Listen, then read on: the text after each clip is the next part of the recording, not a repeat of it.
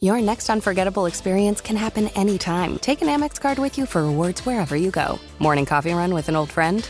Earn cash back. Weekend getaway? Earn miles. Amex rewards your inner explorer. Learn more at americanexpress.com. Terms apply. You coming to bed, hon? Yep, honey, I'll be right there. Just gotta turn out the light. Ow! Ow! Ow! Ah! Ah! Some things never change. Like your kids always leaving tiny toys on the floor for you to step on. And Geico saving folks lots of money on their car insurance. Sweetie, I think I left the downstairs light on. Please don't make me go. 15 minutes could save you 15% or more. And now, Mystery Theater.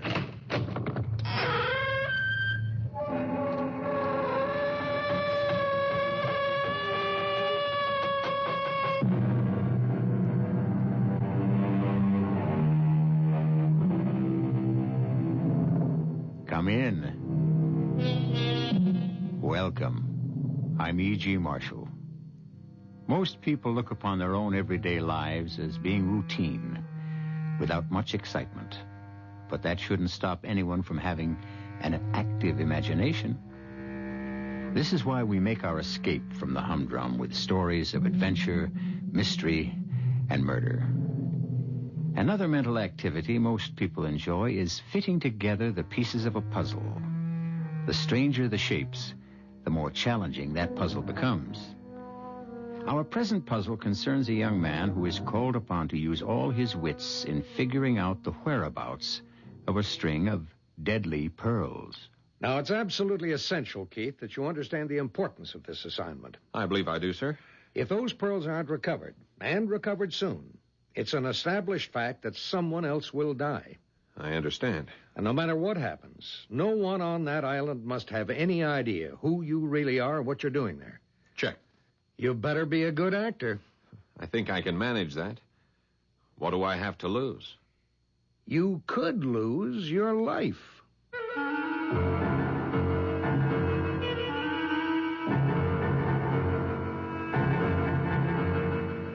Our mystery drama, The Deadly Pearls, was written especially for the Mystery Theater by Elizabeth Pennell and stars Paul Hecht and Kate Reed.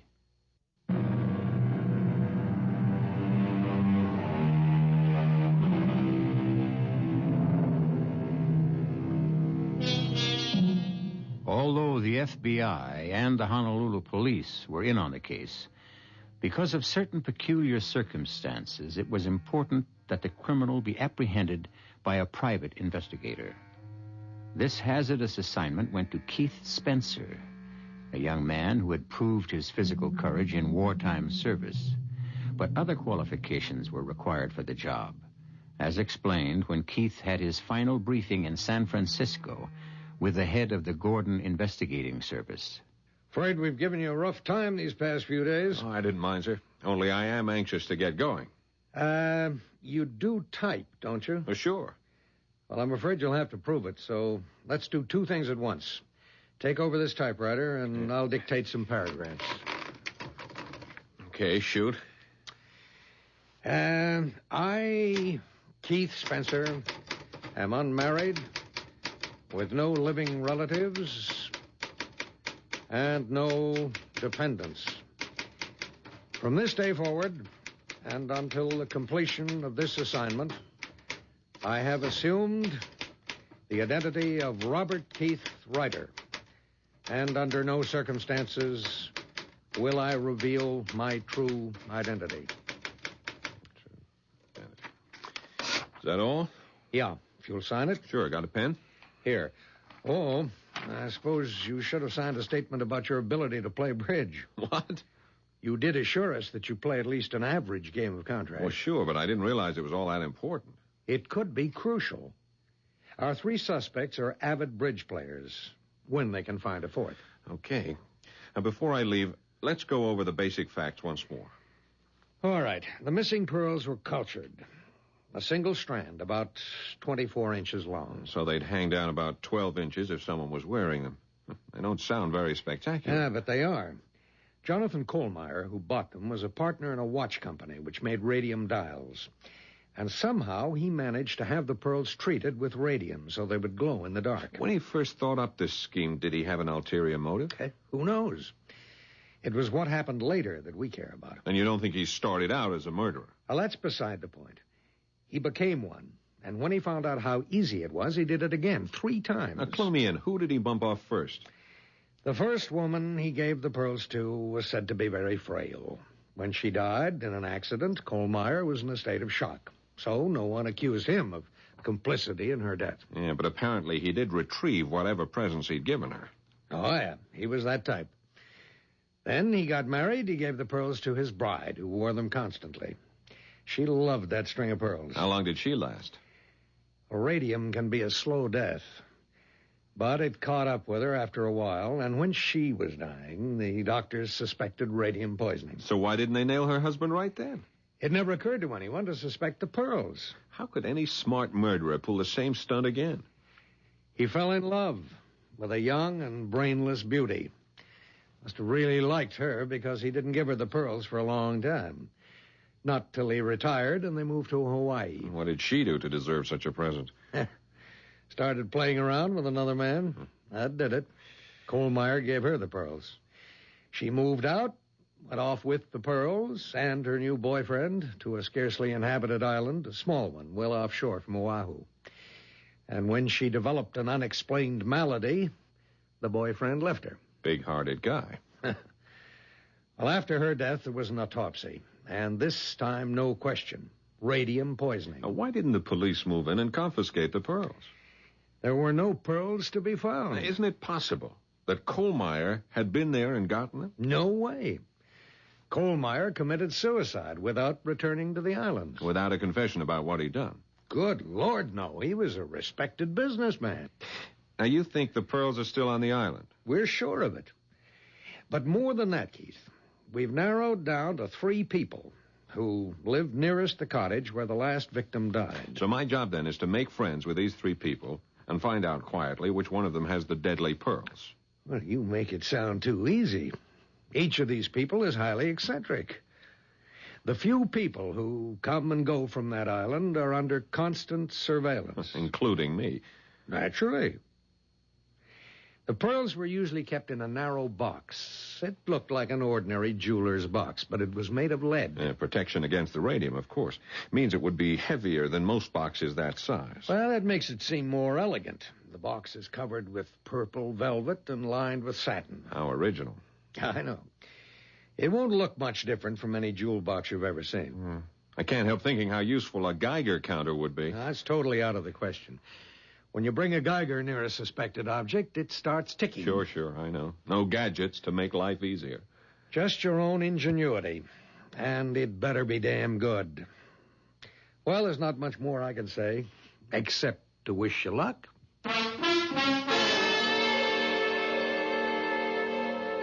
I did my homework, and the more I read about those 3 characters on the island, the more curious I was to meet them. The Honolulu police cleared me, and then I was completely on my own with a photograph of the cottage and a map that showed how to find it. I was given a putt-putt stocked with a supply of canned goods, stowed the typewriter in duffel bag, and at last I was off. It was a cloudless day, and I found the beaching cove on the island without any trouble. You couldn't see the cottage from the beach, but I knew how to follow directions. Lugging my big canvas bag, I headed up a steep and winding path. And there it was, a neat, modern cottage with an enormous deck from which there must be quite a spectacular view. But I had a spectacular view myself just then, because on that deck was a dazzling blonde, obviously sunbathing. She sprang to her feet in all her glory, and I would have been speechless, except I knew I couldn't be. Who the hell are you? This is the Kohlmeyer cottage, isn't it? What business is that of yours? I'm the new tenant. This place is not for rent. No, that's right, not anymore. I've signed the papers. It's mine, for at least a year. Who are you? Oh, I'm sorry. How rude of me not to introduce myself. I'm Robert Keith, a writer in search of a quiet place to hang a typewriter. I don't believe you. The last thing we need around here is a writer. Lady, I am planning to live here. Not if I can help it. Okay. I've answered your questions. How about answering one for me? Who are you? None of your business. Since you claim the house is yours, let's see you open the door. Just what I was about to do. Now, I understand it takes 2 keys. And here they are. Both of them. Where'd you get those keys? Now, do you believe me? Big deal. You opened the door.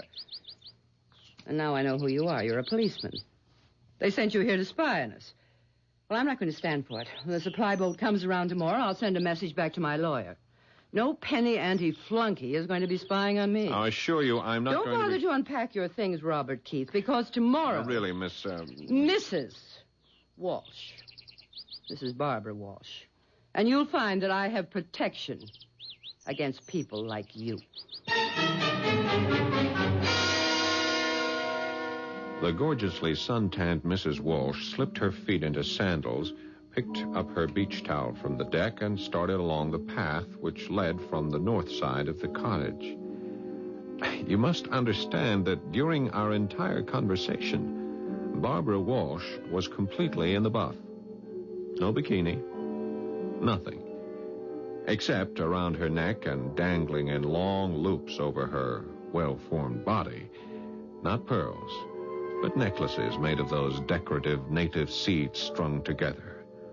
Ropes and ropes of them.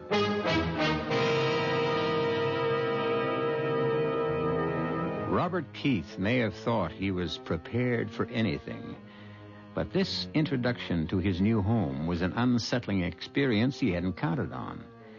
He has now had a most revealing look at one of the 3 suspects. We'll be there for his encounter with the others when we return shortly with Act 2.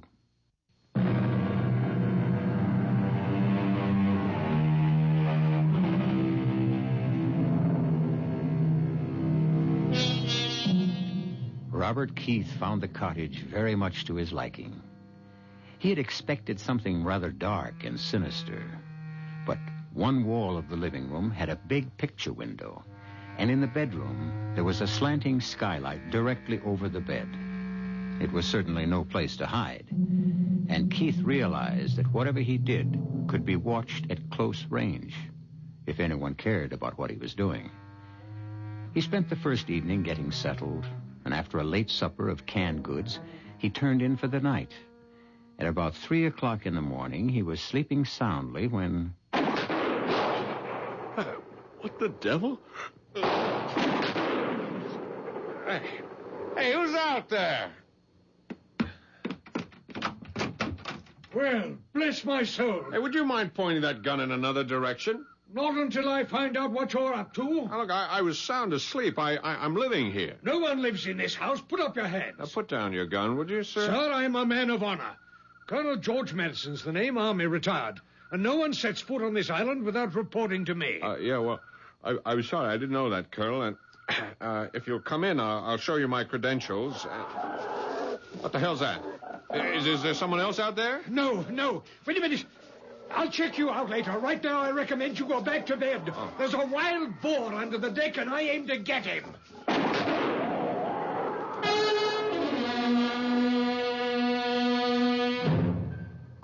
When the sun came up, it was another cloudless day. And after breakfast, I decided to pay a visit. Not eager to encounter either the gun-happy colonel or the wild-eyed lady with no clothes, it seemed wise to seek a formal introduction to the 3rd island resident. The path to her property was overgrown with luxuriant shrubbery, but it opened up into an area dotted with palm trees surrounding a small stone house. Squatting in the midst of a flower bed was a gnome of a woman wearing one of those loose garments the Hawaiians call muumuus. I wondered when you were coming. You were expecting me? Of course. You're the writer who's moved into the death cottage. Moved into the what? Well, surely the rental agent told you that the 3 former tenants died there. I think you're just trying to frighten me, but I don't scare easily. You're very sure of yourself, aren't you, Mr. Keith? Oh, you know my name. Well, since we're going to be neighbors, perhaps you'll tell me... I'm Nora Babcock. And if you'll help me up, we'll go to my porch where the coffee's perking. I assisted Miss Babcock to her feet. The aging body was stooped and slow-moving, and her hands were badly crippled, yet she used them capably to pour the coffee when we were seated at a wicker table on her porch. Oh, yes, Mr. Keith. I've lived on this island for a long time. That house was just a shack when the poor man, a writer like yourself, was stabbed to death in a ghastly pool of blood. The cottage was rebuilt before an unfortunate woman was strangled there. And then it was fixed up with all that glass to let the sun in. But nothing could save the last dear lady who simply wasted away. Well, here's hoping I'll have better luck. That depends. When were you born, Mr. Keith? You mean what year? No. The date. The day. The hour. Oh, I was born in August. 14th of August. Oh. You sound disappointed. You certainly don't look like Leo. The lion. And I would have thought that a writer... but no matter. There may be other factors. You belong to the northern sign of the zodiac. The middle point of the magnet of the fire triplicity. Is that a fact? Oh, you'd better not laugh at me, Mr. Keith. I'll tell you right now that you and I are destined to be enemies. You belong with Sagittarius, Libra, or Aries. Oh, come on, Miss Babcock. I'm really not so bad. Now tell me about your sign. I'm Gemini, the positive people of the air triplicity. You mean air and fire don't mix? Dangerously, Mr. Keith, very dangerously. Your sign is governed by the sun, and your gems are carnelian and sardonyx. I wouldn't know a sardonyx if I stumbled over one. My governing planet is Mercury. Emeralds, moonstones, and pearls are my sign. And I have a very special affinity for pearls. Mrs. Walsh had obviously passed along word of my arrival, which was why the colonel had come trying to flush me out, and the reason Miss Babcock knew my name and occupation. So, that afternoon, I became a spy, hidden in the underbrush with binoculars trained on the three of them walking along the beach. I was darn sure they were planning some strategy to get me evicted. Then, Colonel Madison left the two ladies and headed up the trail toward my house. I went quickly to the typewriter and pretended to be busily at work. Hello there, Mr. Keith. I hope I'm not disturbing you. Beautiful day, isn't it? Yes, that it is. How are you, Colonel? No, couldn't be better. Say, I'm sorry about last night. Wouldn't want you to think we're not hospitable around here. Do you mind if I sit down? No, please do. I was beginning to feel like an outcast. I gather you've met the ladies. Yes, they didn't exactly give me a warm welcome. Oh, pay no attention. Batty old Babcock won't be a problem. She's usually off in outer space, talking to the stars. I gather she's hipped on astrology. Oh, mad as a hatter, even though she does play a good game of bridge. You say you're also acquainted with Barbara Walsh? If you mean, have I had a good look at her, you're darn right. Stunning, isn't she? You said it. Well, now, tell me, Colonel, what's a woman like that doing all by herself way out here? Oh, but if this were a British colony, I'd say she's a remittance woman. She's being paid to stay away? Yeah, being paid very well. The big man in her life is a mafia type. They nabbed him. My guess is the family's afraid she'll talk unless she's kept well out of the way until he's released from jail. What's he in for? Oh, drug traffic, I think. I don't know. Dealing in stolen goods. Let's talk about you, Mr. Keith. You writer fellows interest me. What's your special subject? I'm a novelist, science fiction sometimes, but mostly light stuff. Know anything about pearls? No, not much. How'd you like to come over to the other side of the island and watch the pearl divers? Pearl divers? Here? Oh, well, it's not like Ceylon or the Sulu Sea, but they go through the motions here twice a week during the season. Occasionally they come up with a creditable pearl. Come along if you want to. Well, I'd like that very much. Fine. Oh, wear some stout walking shoes, and I'll pick you up in about an hour.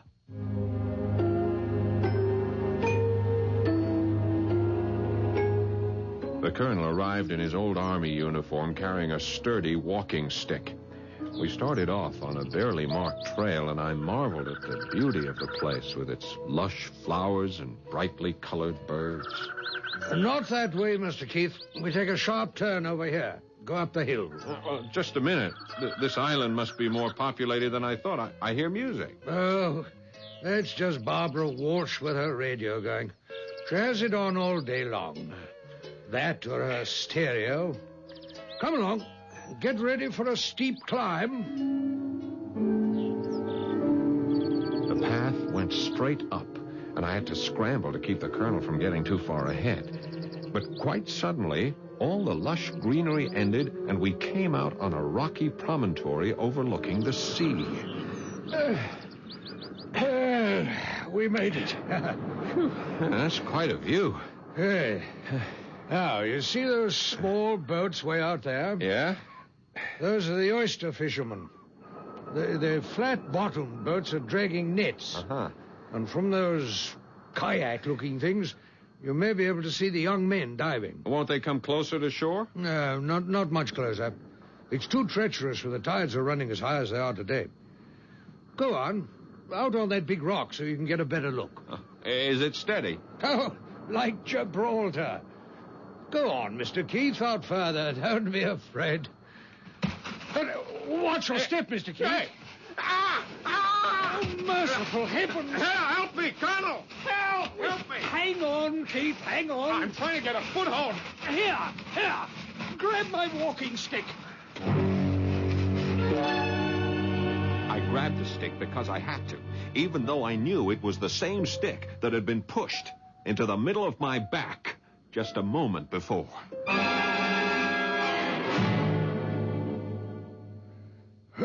I'll say you're a brave man, Keith. I like the way you handled yourself back there on the rocks. I wouldn't say I had much alternative. It was all the fault of your shoes, Mr. Keith. That's what it was. I warned you to wear walking shoes. I say, Mr. Keith, why don't we stop by to see Barbara? Right now? Why not? We need a drink. And she has a good liquor supply. No, I think I better get back and tend to these scratches. Just take a look at my clothes. I'm in no condition to go visiting. Well, as you wish. I'll leave you then at the foot of this hill. And, yes, I've been meaning to ask you, Keith. Do you play bridge? Well, I'm not the world's best, but yes, I play. Oh, splendid. I'm rather out of practice. Well, heavens knows, so are we. Well, let's say my house, Friday evening. Come for supper, around 7. Well, thank you. Dear me, Mr. Keith, you did get scratched up. Your hands are still bleeding. Perhaps I should go with you. I'll be all right. Yes. Well, I'm off then to tell the ladies the good news. Good news? Well, yes. The good news that we found a new bridge partner. And I might as well warn you to bring a fat wallet. Our stakes are high. After a shower and some soothing applications of witch hazel and ointments, I rested on the big bed under the skylight.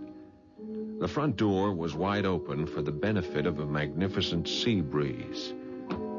Suddenly, I was on the alert. Someone was on the steps leading to the deck. Then there were slow, heavy footfalls and the tap of a cane. Mr. Keith? Mr. Keith? Are you all right? Oh, why, hello, Miss Babcock. Yes, come in. Oh, I heard you'd had an accident, and I thought you might not be able to fix your own supper. So I've brought you some nice oyster stew. Oh, well, that's very thoughtful of you. There. It's one of my specialties. Just warm it up. Oh, thank you. Thank you very much. Sit down. Won't you share the stew with me? No. I've had my dinner. Let me see your injuries. They're nothing but scratches. I was lucky. Could be serious. And you are not lucky, Mr. Keith. I looked at the stars last night, and the heavens do not bode well for anyone born under the sign of Leo. But you see me alive and well. I could have crashed all the way down those rocks and into the sea. Look out for more danger ahead. That was simply the first warning. Miss Babcock knew what she was talking about, and it had nothing to do with the stars.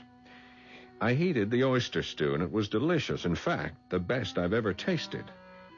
But about an hour later, I began to feel drained of all energy. I thought it was just a reaction from a rather strenuous day and decided the best thing to do was go to bed and sleep it off. It was a tremendous effort to get undressed, but I managed to drag myself, partially clothed, onto the big bed. In a prone position, I felt as though I were being suffocated, and panic was setting in. I'd been poisoned, and no one was going to save my life this time unless I did it for myself. Literally, I crawled into the bathroom for the well-stocked medicine kit. Yes, I was prepared with antidotes for poison, but time was too short to figure out which one would be appropriate. By now, my hands and feet were growing numb, and breathing was getting more and more difficult. I mixed up a heavy pink liquid in a glass of water, and just before blacking out, I was very, very sick.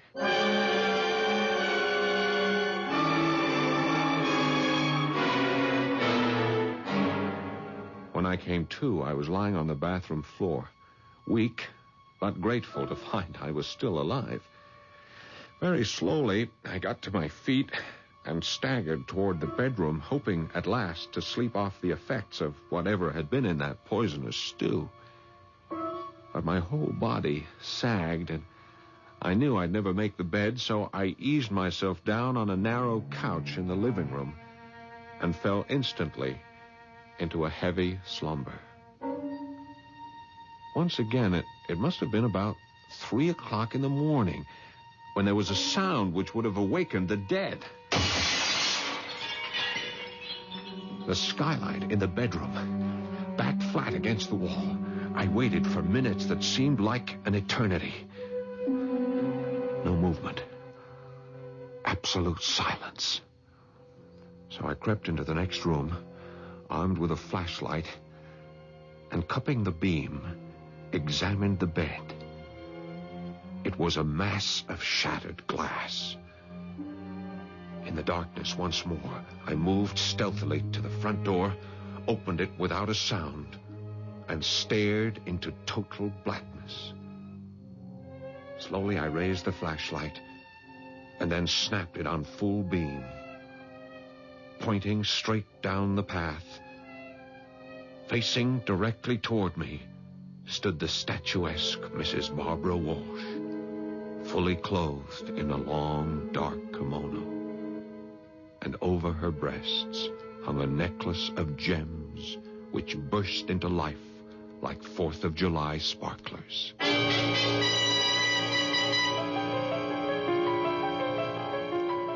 I must warn you not to jump to conclusions. If you imagine that Mrs. Walsh was wearing the stolen pearls, think again. Diamonds are the jewels that glitter when exposed to light. A pearl is sometimes a gem of great value, but it is not a precious stone. And one can scarcely say that pearls sparkle, while radium, remember the dial on your watch or bedside clock? Radium glows in the dark. We'll be back shortly with Act 3.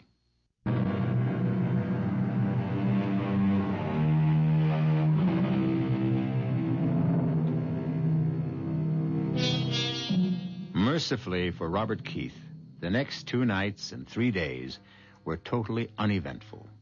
He dozed in the sun, occasionally pecked at the typewriter, and did a great deal of thinking. Keith looked forward eagerly to the evening of bridge, and as he approached the colonel's house for the first time, he found a charming, sprawling building with a table set out of doors on what the Hawaiians call a lanai. He was glad he had purchased a colorful sport shirt in Honolulu, although it paled beside the one Colonel Madison was wearing over his white slacks. Even Miss Babcock looked festive in her flowered muumuu. Hi. Ah, welcome, my boy, welcome. You're looking much better, Mr. Keith. Quite recovered, thank you. This island air will cure anything. Anything but my arthritis. Where's Barbara? Oh, always late. I suspect she's getting herself decked out, ready for the kill. Oh, you expressed things so aptly, Colonel. If it's like old times, Barbara will come prepared for murder at the bridge table. Oh, and speaking Hello, of... everybody. Oh, Barbara. Well, you've outdone yourself. Hey, dazzling. Simply dazzling. Oh, Colonel. And, Nora, dear. I believe you've met Mr. Keith. My lawyer has verified that he exists. Well, I'm glad to hear that. Mr. Keith, you may have the right to live on this island, but that doesn't mean that I have to love my neighbor. No, Barbara. However, since we have so little opportunity for social occasions, I propose we declare an armed truce. But I'm not at war with you, Mrs. Walsh. Speak for yourself. Peace for the evening. Dinner began with oysters on the half shell. 6 enormous oysters for each of us. And I shall be interested in your opinion of these, Keith. Delivered by my favorite fisherman, fresh from the beds this morning. Colonel, look. My horoscope said this would be a lucky day. Well, bless my soul. Oh, Nora has nothing on me. I found one, too. But I suspect you, Colonel. Come on, confess. All right, I confess. Party favors. There's a pearl in every oyster shell. You rogue. I must say this is rather a good one. Nice sheen. Oh, I love them. Every one. They feel so good. I thought the surprise was just for the ladies, but I see you've included me. Very pretty, Colonel. Well, let that be the beginning of your collection. I hope you won't mind if some of them are already pierced. You mean a pearl like this one has been removed from a string? Yes, that's right. Part of my hobby. I seldom find a string that meets my standards for matching, so I rematch them and mix them. But come, let's finish our dinner so we can get on to the battle.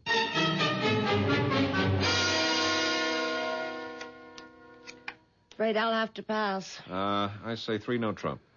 Well, 4 hearts. 5 no trump. Barbara, do you have a ring on every finger? Only on 8. Oh, I wish I could wear them. But my poor crippled Oh, hands. shut up, Nora. You're just trying to distract me. I have a contract to make. It was a cutthroat game, no question about it. Only, strangely, we were quite evenly matched. We played 3 rubbers, so I had my chance with each one as a partner.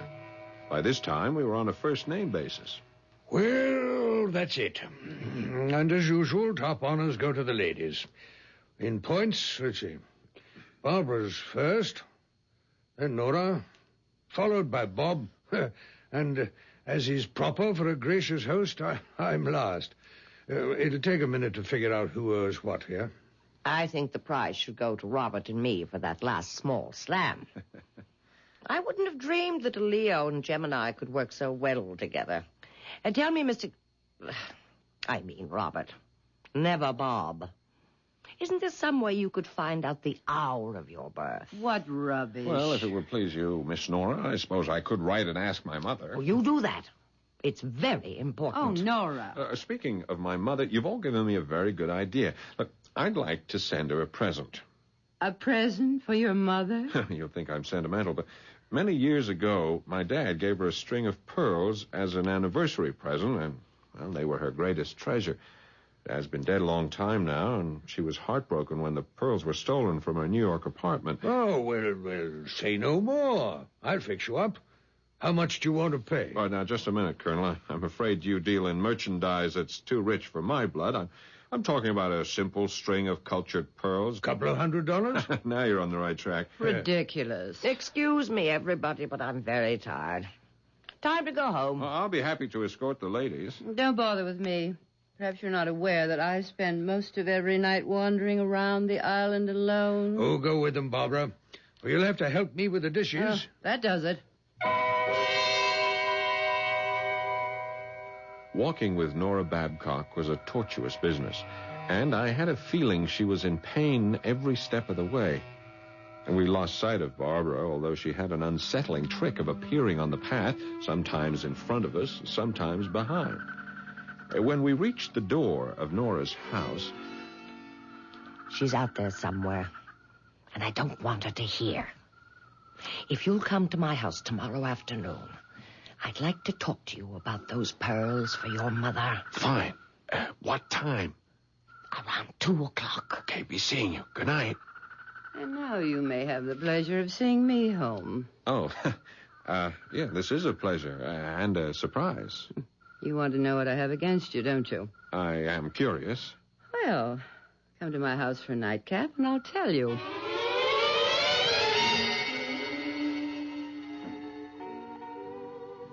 What do you think of my pad? Exotic luxury. You writers have a way with words. But you don't fit the pattern. And what pattern is that? Novelists, I despise them. Oh, come on. We're no different from anyone else. My husband was. A woman hater who wrote about women and knew nothing about them. Oh, that man crucified me in his books. I know, you're different. I could tell from the way you talked about your mother. Come over here. Sit on the couch. That's better. Hold my hand. You know, it's been frightfully dull around here. Pretty hands. But don't your fingers get tired under all those rocks? Take the rings off. It'll make you feel any more comfortable. Now, let's see. Rubies, diamonds, sapphires. Suppose you'd never stoop to wearing something as simple as a pearl. On the contrary, my most prized possession, I own a string of priceless pearls. Over there in that velvet box. May I see them? I don't put them on display for just anybody. But if you're a good boy, I'll show them to you. Here, let me freshen your drink. You have some fascinating things in this room. That Buddha, for instance. It's carved from jade. And, are these the pearls? Put down that box. Oh, you said you'd show them to me. But it's locked, and I have to get the key. Oh, yes, Bob. I said I'd show you the pearls. If you're a good boy. And I will. Tomorrow morning. After you spent the night.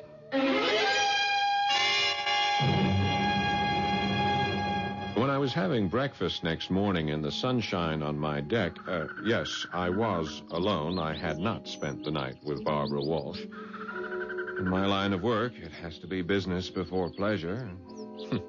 There was no need to accept a bribe. You see, when I picked up that purple velvet jewel box, it was light as a feather. But, as I was saying, while eating breakfast... Well, good morning. You're a late riser. Yeah, I went to a big party last night, Colonel. Come on, have a cup of coffee. I brought you something. Don't pay any attention to the looks of the box. The velvet's worn. It's been around for a while. It's what's inside that counts. I'd be glad to sell you the pearls. Open the box.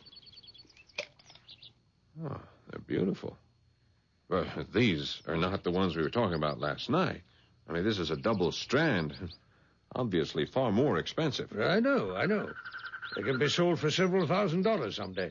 But my price to you still stands. Oh, no, Colonel. I just can't accept it. My good man, I'm offering you the kind of bargain that comes once in a lifetime. But it'll never do for my mother. Don't you have something else? Yes, of course I do. I thought I owed you a favor. Oh, you owe me nothing. Oh, please, Colonel, if you'll let me go to your house, perhaps you could show me another string that would be... I'll show you nothing right now. Good morning, sir. The Colonel stomped off, and I knew I would have to change my approach if I wanted to look at his collection. Then I'd think about that later, because my next appointment was with Nora Babcock. Come in, Robert. Didn't we have a good time last night? You can be my bridge partner anytime. That's very sweet. I meant to ask you, how did you like my oyster stew? Well, the taste was superb, but... Didn't it help you to go to sleep? Look, I'll level with you, Miss B. You put something in that stew, didn't you? Oh, the usual dash of chili sauce and plenty of rich cream. No. I mean something bad. I don't understand. That stew made me deathly ill. Why, I wanted you to sleep well after your accident, so I did put in a drop or two of my sedative. The kind that helps me. From one of those bottles. Perhaps it shouldn't have been combined with the seafood. Yeah, perhaps. I thought you were trying to poison me. How could you have such thoughts about a poor old lady? I take them all back. Mm-hmm. When is your mother's birthday? It's in June, like yours. Oh, I knew it. I knew it. My pearls were a present, and nothing would please me more than giving them to a Gemini. Oh, that's very generous of you, but Please, get the pearls for me, Robert. On that cabinet over there. Okay. You'll find the box is rather heavy. You say these pearls were given to you? Yes. Yes. By the dear lady who lived in your cottage. I took care of her, poor thing. And before she died, she gave me her dearest treasure. Open the box and tell me what you think. I think they're perfect. Oh, you don't know the best part. These pearls have a magical quality. Just wait until you see what happens to them at night. Uh-huh. Pick them up, examine them. I like the way they look against the satin. Oh, how I love them. Nora, just when do you wear these pearls? Oh, they're not for wearing. At least not for me. I like to fondle them. And before my hands got so bad, I used them the way the Greeks do. You know, worry beads. I've often taken them to bed with me. Nora, these hands of yours... Oh, it's not my hands. You see how hard it is for me to get around. Yes, I know. Have you been to a doctor? No use. I have my medicines, though they don't do much good. I know a fine doctor in Honolulu. I think he can help you. Will you let me take you to him? Oh, I couldn't let you do that, Robert. It's not in the stars. How many times have I told you? I've been warned never to trust a Leo. Look, Nora, for reasons I won't trouble you with, and that, of course, I wouldn't want the Colonel or Barbara to know, I'm not the person I've pretended to be. Would it make any difference to you if I told you I was actually born on January the 2nd? Why, all the difference in the world. I should have known. We were destined to be friends from the very beginning, Mr. Keith. Yes. Just Keith. That's my real first name. I'll go with you wherever you want me to go.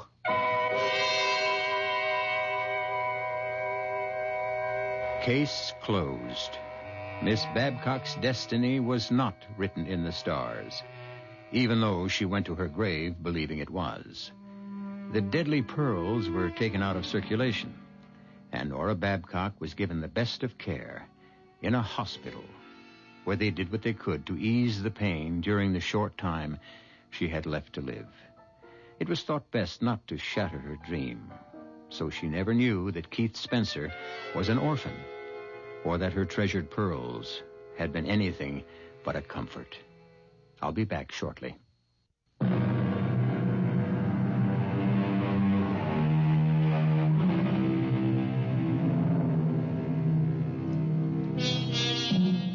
Keith Spencer found a good deal more on that island than the missing pearls. He stepped into the lives of 3 people whose philosophies did not agree with his, yet with each he had at least one point of mutual understanding. Our mystery was solved with the apprehension of a victim rather than a culprit. Our cast included Kate Reed, Paul Hecht, Grace Matthews, and Kurt Benson. The entire production was under the direction of Hyman Brown. This is E.G. Marshall inviting you to return to our Mystery Theater for another adventure in the macabre. Until next time, pleasant dreams.